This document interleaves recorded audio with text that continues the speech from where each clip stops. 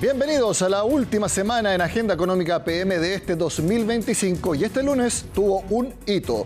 Hay que empezar a hablar de Nova Andino Litio. Así se llama finalmente la empresa que surge de la asociación entre Codelco y SQM, que ahora sí quedó absolutamente aprobada con todas las condiciones que al final puso la Contraloría General de la República. Máximo Pacheco será su presidente y también se presentó al resto del directorio, tal como lo cuenta Natalia Muñoz.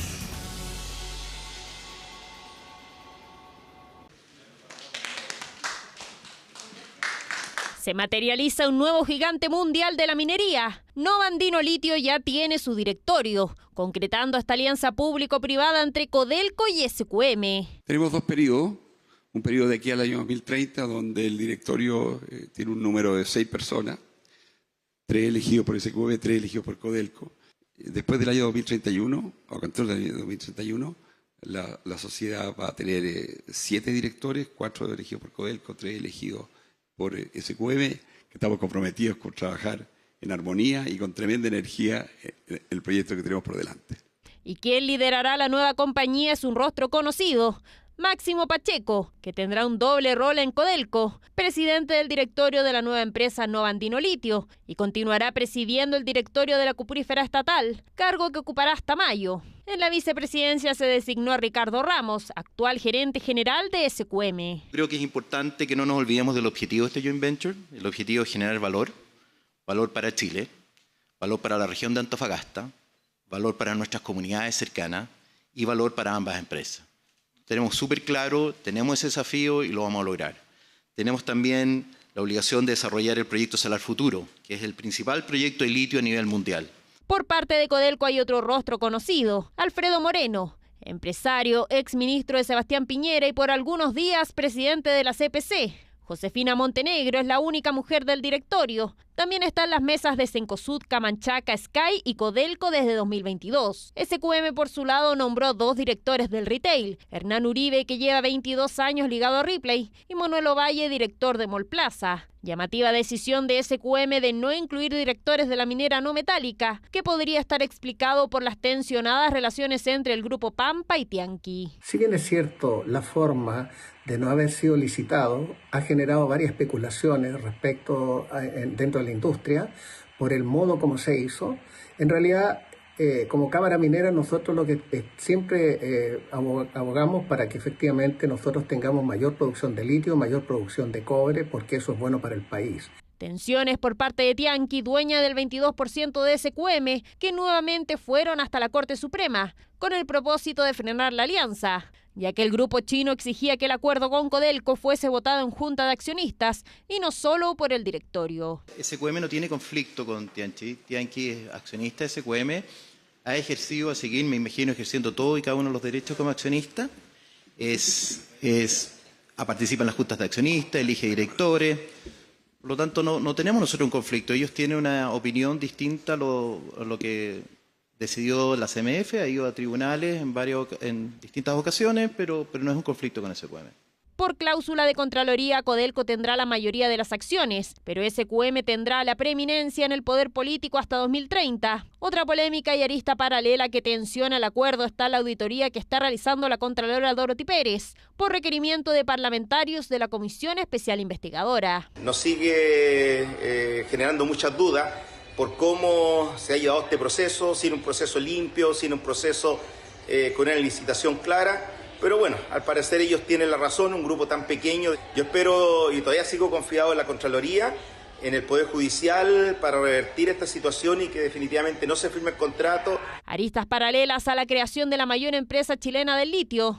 Nova Andino ya está conformada y lista para comenzar con su proyecto más grande, Salar Futuro, que busca ingresar el estudio de impacto ambiental el segundo semestre del próximo año, iniciativa con una inversión de $2.000 millones que permitirá la producción de hasta 330.000 toneladas de carbonato de litio por un plazo de 30 años. Cambiamos de tema en Agenda Económica porque ha pasado casi un año del blackout que dejó literalmente todo Chile a oscuras. Y ha pasado casi un año y no hay todavía definiciones concretas de las responsabilidades y de las sanciones, porque todavía se está esperando que la Superintendencia de Electricidad y Combustibles tome las determinaciones finales. ¿En qué está todo esto? Lo cuenta Pilar Gutiérrez. Ya son 10 meses desde que ocurrió el mega apagón de febrero, que dejó al 98% del país sin luz. Y si bien hay una investigación de la Superintendencia de Electricidad y Combustibles en curso, aún no se conoce la resolución final. Eso sí, en agosto la SEC formuló cargos a 8 empresas eléctricas y al Consejo Directivo del Coordinador Eléctrico Nacional. Nosotros respondimos las formulaciones de cargo que hizo la SEC y el proceso está en curso. Han sostenido un extenso trabajo los equipos técnicos con la Superintendencia de Electricidad y Combustible a fin de avanzar en los análisis. Hay que destacar que los análisis de los blackouts son análisis que son muy extendidos en el tiempo. De hecho, podemos ver en otros sistemas eléctricos en que han ocurrido este tipo de cosas, en que esos análisis han tomado hasta 2 años. Los descargos del coordinador se presentaron en septiembre. Allí la entidad reafirmaba que no operó de manera insegura, como argumentó la SEC, y que se ajustó en todo momento a los niveles de seguridad mandatados por las normas de seguridad y calidad de servicio. Lo que resta es que la Superintendencia se pronuncie en forma definitiva los cargos definitivos y las sanciones que correspondan. En episodios de distinta índole donde ha actuado la Superintendencia formulando cargos, estos sean recurridos a la justicia. Por lo tanto, con alguna probabilidad no menor, este sería el siguiente paso de las empresas que sientan que el pronunciamiento definitivo de la Superintendencia no está ajustado a la legalidad o tiene algún otro vicio. Los consejeros del CEN arriesgan multas de hasta 25 millones de pesos, mientras que para las empresas eléctricas ascienden a 8.300 millones. Sin embargo, falta conocer la resolución final de la SEC para determinar las sanciones efectivas en caso de que existan. La Superintendencia ya ha recopilado información suficiente y debiese estar relativamente pronta a emitir una resolución respecto de las posibles sanciones.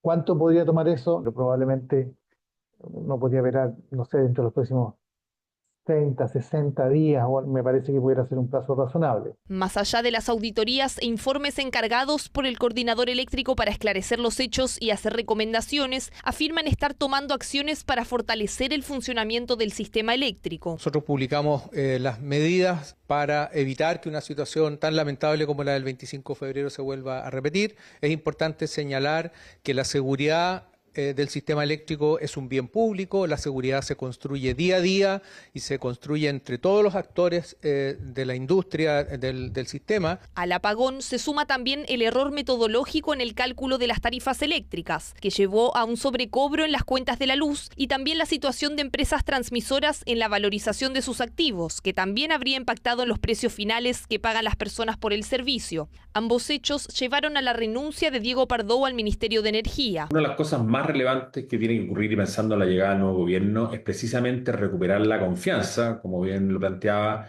de la ciudadanía en las instituciones del sector eléctrico. Yo creo que ahí estamos al debe.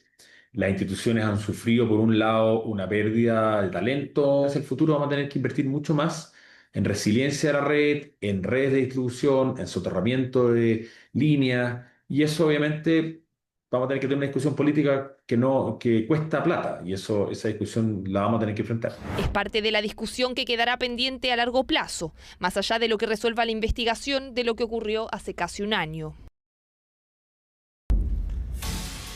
Hacemos la pausa en Agenda Económica. Al regreso les cuento sobre un estudio que indica cuáles son los países con el mejor tipo de cambio, es decir, más baratos para poder ir de vacaciones en este verano. Y también les cuento si la UEF está perdiendo atractivo como una unidad de inversión. Lo vemos acá en Agenda Económica.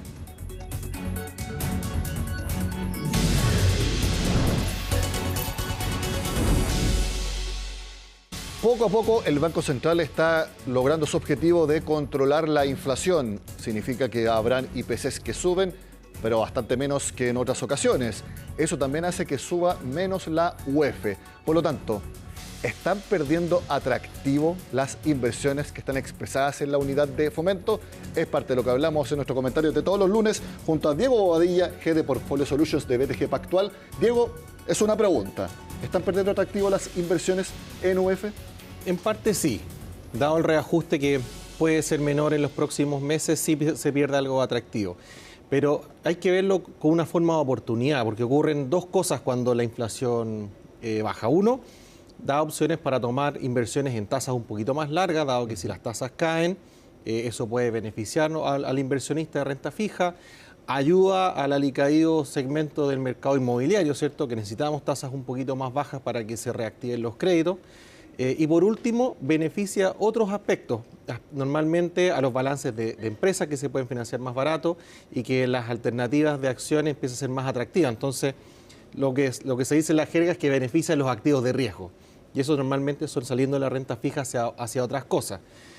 Lo otro que la diferencia dentro de la inflación, de todas formas, es marginal. O sea, inflaciones de 2,5 son más o menos lo que se espera para los próximos 12 meses, lo cual es levemente por debajo del 3% de meta, y recordemos que muchas veces termina siendo más. Yo recuerdo que en los últimos 2 a 3 años se repetían las recomendaciones de ustedes, los analistas, de preferir los activos invertidos en UF, protegerse de la inflación, lograr así un balance de la caída del poder adquisitivo por un lado, pero se podía proteger al estar posicionado en UF. ¿Ustedes han visto esa salida de los inversionistas que están sacando sus activos hacia otros? Porque igual es bueno tener algo en UF por diversificación, pero ¿ustedes han visto que esas decisiones están tomando? Todavía no. La verdad que el mercado de renta fija es bien amplio. Normalmente también hay mucho institucional que, independiente de cómo se esté invirtiendo, finalmente se mantiene. Porque dicen, bueno, si la inflación cae, yo no me complica tanto que mis activos se reajusten con esa menor variación. Por lo tanto, es bien sticky, o sea, la plata se mantiene. Ahora sí hemos visto tránsitos de fondos hacia otras alternativas. De repente los inversionistas que son más balanceados y tienen otras alternativas, efectivamente han ido dejando un poquito la renta fija local y han migrado hacia las acciones, como vimos bien fuerte durante este año, y también en las rentas variables de otras partes del mundo, mercados emergentes principalmente. Este mismo análisis de que pierde atractivo la inversión en UF también puede suceder para Estados Unidos, porque todavía está más lejana el control de la inflación por parte de la Reserva Federal de Estados Unidos, pero está obviamente mucho más cerca que hace algunos años. ¿Se da también esa misma lógica? Sí, efectivamente, esto ha sido un fenómeno global, de la misma manera que la inflación alta fue global. En esta oportunidad hemos tenido una coordinación entre distintas economías de una leve disminución de la inflación, porque no es que los precios estén bajando, sino lo que ocurre es que están subiendo más lento. La inflación anual, sumando los últimos 12 IPC, esa suma es la que ha ido bajando. Exactamente. Así que no es que las cosas se hayan puesto más baratas, pero sí están subiendo más lento que antes, y eso en general beneficia este fenómeno de activos de riesgo, se da a nivel global. Entonces, efectivamente, las tasas van perdiendo un poquito de atractivo en la relativa, pero recordemos que siguen estando a niveles previos a la crisis financiera del 2008, o sea, tenemos tasas altas todavía y que pueden volverse una normalidad y que termina siendo ese periodo de tasas bajas más bien una excepción. Por lo tanto, tenemos tasas que sí son restrictivas para la economía, que son buenas para los inversionistas, pero en el margen la parte inflacionaria está dando espacio para que haya más espacio de disminución de tasas y que las acciones y otros activos puedan tener un impulso adicional. Es interesante porque quizás se está perdiendo atractivo la renta fija, pero es una buena noticia para la economía, para que sí las empresas, a través de los distintos vehículos de inversión que tienen, puedan pedir créditos, endeudarse a tasas más bajas. Eso obviamente es un estímulo para sus proyectos de inversión. Sí, por supuesto. O sea, una inflación más contenida en sí es una buena noticia. Y lo que hay que buscar es tratar de ir posicionándose para aprovechar eso, ya sea en renta fija, donde hay alternativas quizás de aumentar un poco la duración, que eso también tomar un poquito más de riesgo, el mercado accionario, y darle un poco alivio a lo que comentábamos al sector inmobiliario, tanto aquí como afuera. Dado que los precios de ese tipo de activos todavía no tienen un ajuste 100% a los nuevos niveles de tasa. Yo creo que va a ser probablemente el último eslabón que se va a ir normalizando, pero ya las otras clases de activos lo están sintiendo, y también con impulsos políticos positivos en Latinoamérica, en Europa, en el mismo Estados Unidos, que tiene una preocupación amplia por el desempeño económico. Ustedes están conversando cada vez más con sus clientes sobre cómo este apetito por mayor riesgo, que en el mercado lo fueron viendo bien de a poco. Nadie se lanzó de un momento a otro, así, no, llegó el momento de empezar a invertir mucho más en bolsa. Ha sido como una perspectiva que ha ido ganando terreno, pero bastante lento. Ustedes ya están decididos a que hay que entrar con más determinación a activos más riesgosos. O sea, nosotros lo que hemos hecho es que hemos ido tomando este tipo de inversiones durante el año, incluso el año pasado también.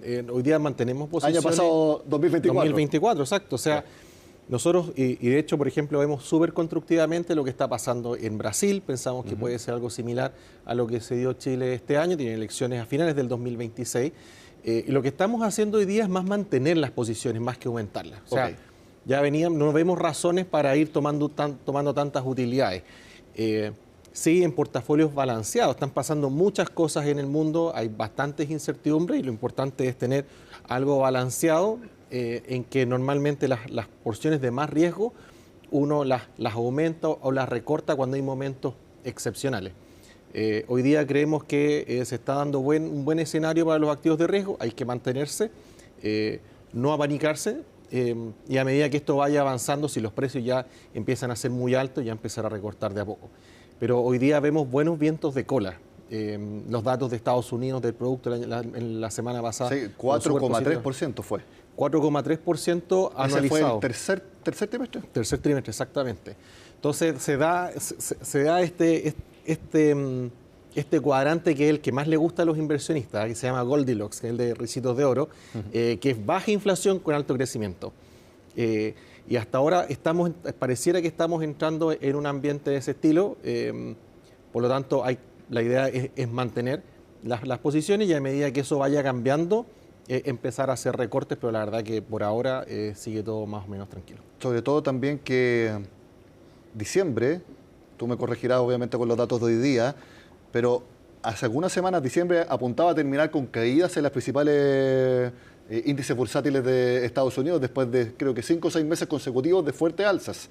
Y esto se ha ido también recuperando. Yo no sé si ahora en Nueva York está parejo, está quedando prácticamente en 0 diciembre o incluso ya tiene algo de ganancia, con lo que completa 6 o 7 meses consecutivos subiéndose los indicadores de Nueva York. Sí, estábamos viendo las últimas semanas, llegó un máximo, hoy día ha tenido una pequeña corrección, pero la verdad que las bolsas están en máximo, no solamente en Estados Unidos, sino que en el resto del mundo, pero bastante más retrasadas en términos de valorización. Entonces también llamado a la diversificación.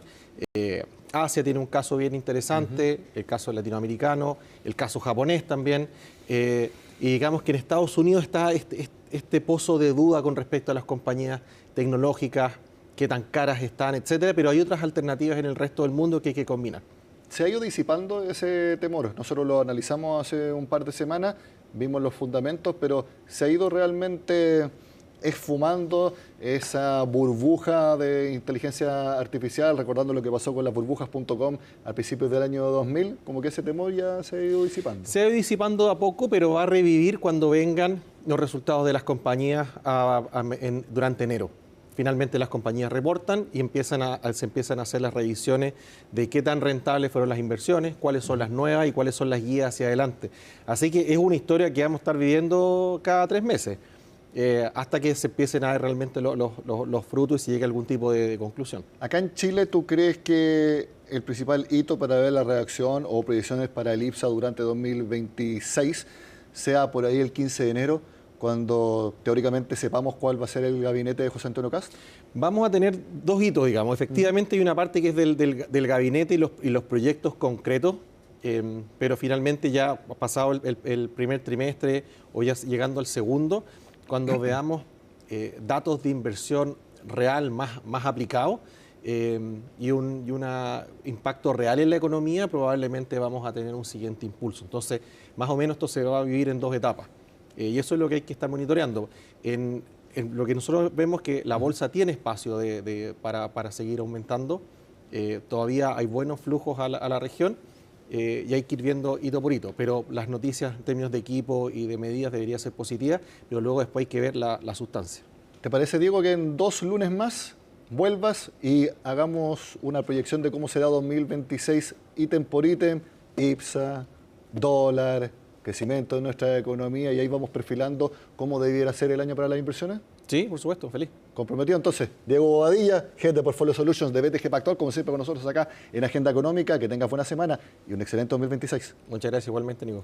Bueno, antes de terminar, nosotros seguimos hablando de decisiones de inversión, porque muchos de ustedes están planificando vacaciones y les cuento que un estudio ratifica que por tipo de cambio y también por costos asociados, Sudamérica sigue siendo lejos la región del mundo más barata para vacacionar. Así lo cuenta Benjamín Chávez. Para este verano, viajar por Latinoamérica será la opción más conveniente para el bolsillo de los chilenos. Con el peso ganando terreno frente a las principales divisas de la región, el poder de compra nacional se ha fortalecido, abriendo una ventana de oportunidad para el turismo internacional.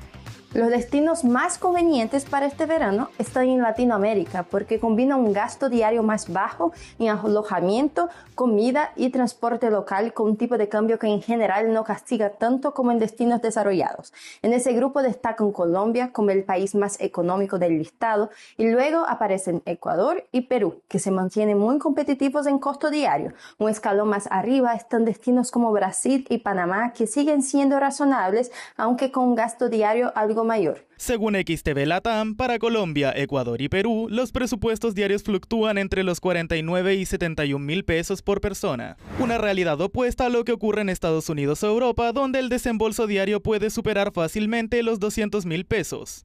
En estos mercados, el tipo de cambio favorable influye menos que el alto nivel de precios local, especialmente en alojamiento, que termina por encarecer el viaje. Si comparamos con el verano pasado, el alivio cambiario también llega a los destinos dolarizados como el Caribe o Norteamérica, que hoy son aproximadamente un 9% más baratos en pesos chilenos. Sin embargo, el caso de Argentina es el que muestra la variación más pronunciada. El peso chileno compra hoy 54% más que en 2025. Pese a la cifra, los expertos advierten que la alta inflación interna en el país trasandino podría absorber parte de esa ventaja.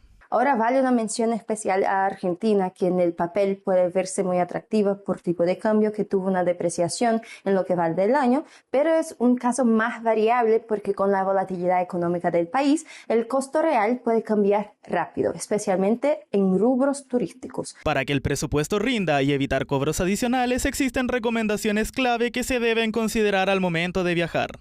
Es poder pagar con tarjetas de bancos chilenos, ya sea la tarjeta de débito o de crédito, porque muchas veces la conversión, el cambio es mucho más conveniente que pagando en la moneda local del país en el que uno va. Buscar los alojamientos con anticipación siempre es recomendable, mientras más cerca uno esté del viaje, más caro te va a salir.